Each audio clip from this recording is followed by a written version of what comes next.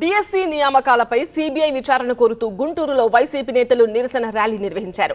DSC అక్రమాలపై CBI విచారణ జరపాలని మాజీ మంత్రి అంబటి రాంబాబు డిమాండ్ చేశారు.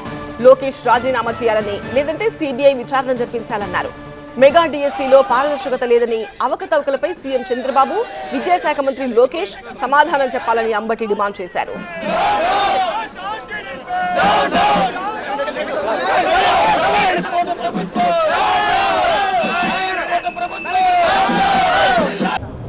నారా చంద్రబాబు నాయుడు గారి ఏకైక పుత్రుడు. మొత్తం రాష్ట్రం అంతా కూడా ఆయన కనుసన్నల్లోనే జరుగుతూ ఉంది. ఈ డిఎస్సి కూడా ఆయన కనుసన్నల్లోనే జరిగింది. స్పోర్ట్స్ కోటాలో సర్టిఫికేట్లు కూడా ఆటలు ఆడని వాళ్ళకు కూడా ఇచ్చేశారు. వాళ్ళందరికీ ఉద్యోగాలు ఇచ్చారు.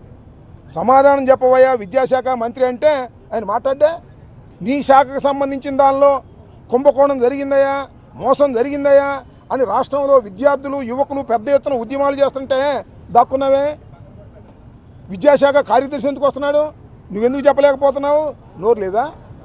మాట్లాడలేవా? లేక సమాధానం లేక వాళ్ళ మీద తోసేస్తున్నావా? ఏంటి అన్యాయం అంటారా? నిజంగా మెగా డిఎస్సిలో దగా జరగకపోతే, నిజంగా అవకతవకలు జరగకపోతే ముఖ్యమంత్రి అయినా మాట్లాడాలి, లోకేష్ అయినా మాట్లాడాలి. మా మీదే కేసులు పెట్టడానికి ప్రయత్నం చేస్తే పాపం దగా పడినటువంటి డిఎస్సి వాళ్ళు ఎవరన్నా మాట్లాడితే వాళ్ళ మీద దాడులు కూడా చేస్తారు కదా. అందుకని వాళ్ళు మాట్లాడలేకపోతున్నారు.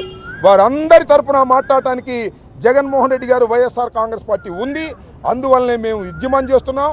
ఈ ఉద్యమాలకి సమాధానం చెప్పలేనటువంటి పిరికితనంతో ఈ ప్రభుత్వం వ్యవహరించడం చాలా దారుణమైన విషయం.